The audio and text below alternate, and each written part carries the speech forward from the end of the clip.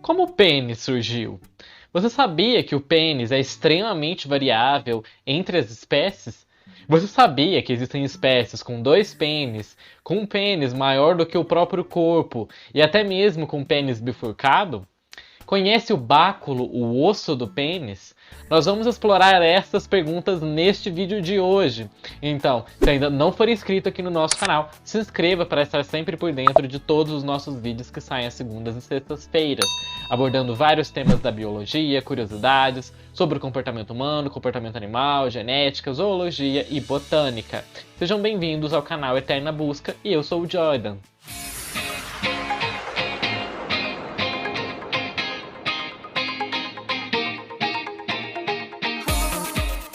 O pênis ele é uma estrutura incrivelmente diversa e em rápida evolução, de modo que espécies muito próximas, que diferem muito pouco na sua morfologia, na sua forma externa, a forma do pênis pode ser altamente diferenciada.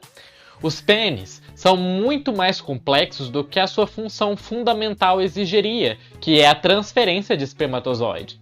Como vocês podem ver nessa imagem, existem pênis aqui de diversas espécies e é extremamente variado, com pontas, espinhos e tudo mais. O pênis de espécies que têm a fertilização interna é uma estrutura que facilita a entrega do esperma e também a carga de DNA de um organismo para o outro. Essa transferência ela é fundamental para a maioria das espécies que fazem a reprodução sexuada. Tal como nós já exploramos esse tema da reprodução sexuada no nosso vídeo do porquê fazemos sexo. Eu vou deixar linkado nos cards para vocês conferirem depois, que também ficou muito legal.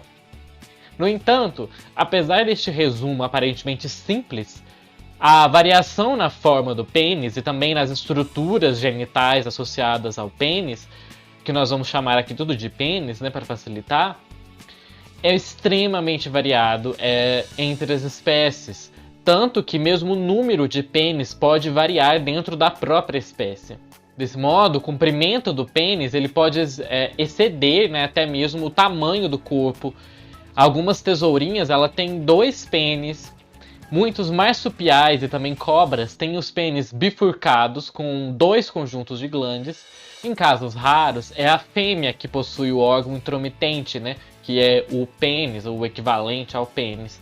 E esse órgão é ele que é inserido no macho, e não o contrário, não é o macho que penetra a fêmea, é o macho que é penetrado. Nós vamos explorar essa fêmea que possui pênis num dos nossos próximos vídeos, por isso se você ainda não se é inscrito aqui no nosso canal, se inscreva para não perder quando este vídeo sair.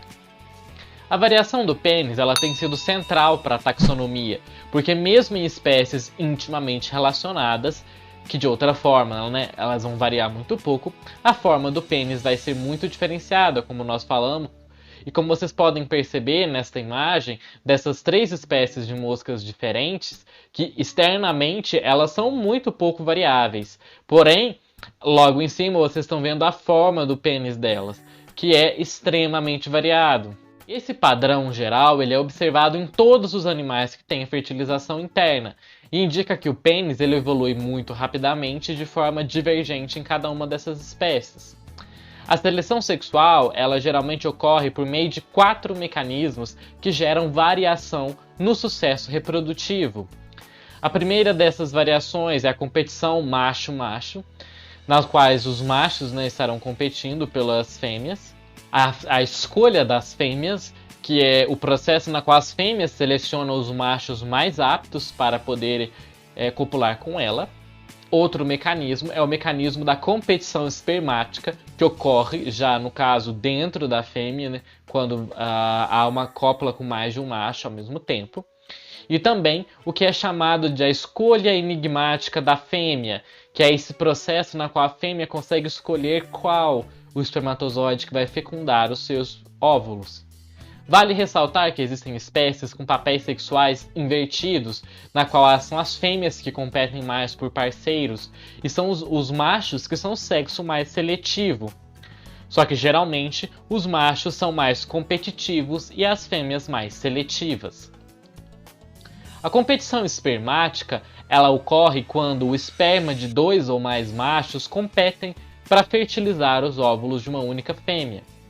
Nos animais que têm essa fertilização interna, essa situação surge quando as fêmeas armazenam o esperma de mais de um macho, ou os acasalamentos ocorrem em uma rápida sucessão, de modo que ejaculado de vários machos estão presentes no trato reprodutivo feminino. É provável que a competição espermática tenha sido particularmente importante na origem do pênis, já que a existência de um órgão intromitente, de um órgão que permite a penetração, permitiria aos machos colocar mais espermatozoides mais perto dos óvulos e, portanto, vencer a competição.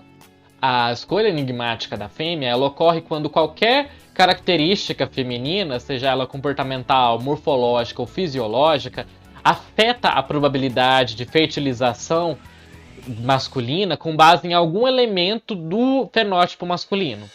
A escolha enigmática das fêmeas inclui, porém não se restringe ao uso tendencioso do esperma, que é usar o esperma de alguns machos mais do que outros, por exemplo, né? Isso, as fêmeas também podem incluir o armazenamento seletivo do esperma, entre outras características que elas podem selecionar de uma característica masculina, com base no comportamento que ela exprime, na morfologia que ela tem ou na fisiologia que ela tem. Esse efeito foi demonstrado em galinhas, nas quais as fêmeas elas são capazes de ejetar espermatozoides após acasalarem com machos subordinados. Em humanos, alguns estudos sugeriram que a capacidade de um homem de estimular a sua mulher e produzir o orgasmo durante o processo de cópula pode afetar a retenção de esperma. Quando pensamos nos custos energéticos para o crescimento e também para a manutenção de um báculo, que é o chamado osso do pênis, bem como nos riscos da infecção que pode ocorrer no pênis, de fratura ou de quebra, nós podemos perceber a necessidade que o báculo, que o pênis tem de ser adaptável às situações. Até o momento, 3 hipóteses foram propostas para a evolução do pênis. A primeira hipótese propõe que o báculo ele pode fornecer rigidez adicional ao pênis ereto para facilitar a sua intromissão, a sua penetração. Essa rigidez adicional seria útil para as espécies nas quais a monta ocorre antes da ereção, como é o caso dos canídeos. Nos canídeos, eles montam a fêmea antes de ter a ereção. E também no caso das espécies que possuem um forte dimorfismo sexual. Então seriam espécies que teriam mais vantagens em ter esse báculo, o osso que dá essa maior rigidez ao pênis. Para as espécies dimórficas, que existe uma diferença entre a fêmea e o macho, o báculo forneceria o suporte para superar o atrito entre o tamanho comparativamente menor da abertura vaginal da fêmea e o macho, o tamanho do macho. Essa hipótese é chamada de hipótese do atrito vaginal. Uma segunda hipótese sugere que o báculo ele pode auxiliar no transporte dos espermatozoides. Mais especificamente, o tamanho do báculo aumentaria nas espécies que prolongam a intromissão no período pós-ejaculatório. Ou seja, naquelas espécies em que mesmo após a ejaculação o macho permanece com o pênis dentro do canal vaginal. Esse báculo, o osso do pênis, também seria vantajoso para aquelas espécies que possuem uma única penetração, uma única intromissão que dura muito tempo, ao invés de várias curtas, como é o caso de várias curtas do leão, por exemplo. Em ambos os casos, o báculo impediria a oclusão do canal uretral, o fechamento da uretra nessas espécies que permanecem muito tempo com o pênis inserido dentro do canal vaginal. E, consequentemente, se houvesse esse fechamento do canal uretral, impediria o fluxo espermático, porque nem todas as espécies ejaculam de modo em jatos, e algumas espécies ejaculam de modo contínuo por um período maior de tempo. Por isso, nessas espécies, o báculo, esse osso peniano, seria de extrema importância. E esse báculo também ele é extremamente importante nas espécies que adotam o laço copulatório, que é o caso dos canídeos, que é esse processo que os cães ficam grudados um no outro, após a expansão peniana no canal vaginal.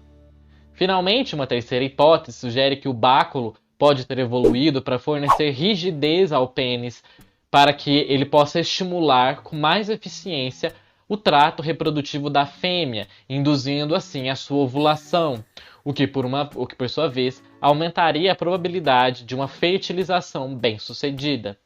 Embora a hipótese da ovulação induzida faça sentido intuitivamente, existem vários problemas com ela. Por exemplo, os felídeos, a família dos felinos, ela possui um báculo muito pequeno e eles são ovuladores induzidos, enquanto que os canídeos possuem um báculo grande e são ovuladores espontâneos. Porque, se nós observarmos, segundo essa ótica, os felídeos, que são animais que precisam dessa estimulação interna do canal vaginal, o báculo maior seria necessário. E no caso dos canídeos, que não são ovuladores que precisam desse estímulo, eles não precisariam de um báculo grande e possuem um báculo grande. Podemos perceber que a evolução traça caminhos bastante singulares nas mais diversas espécies. Por isso, é muito interessante conhecer mais de como o nosso próprio corpo surgiu e evoluiu. E digam aqui nos comentários a opinião de vocês sobre esse tema, se vocês já tinham visto a imensa variedade de pênis que existem entre os animais. Vocês sabiam, né, que o pênis de várias espécies tem osso? Deixa aqui nos comentários pra gente saber a opinião de vocês. E caso ainda não sejam inscritos, se inscrevam para não perder os nossos próximos vídeos que vão sair aqui no nosso canal, na qual nós vamos explorar mais sobre outras curiosidades sobre o pênis, especialmente o pênis dos insetos. E compartilhe esse vídeo com as pessoas que vocês acham que vão gostar desse assunto. E eu vejo vocês no nosso próximo vídeo. E até mais!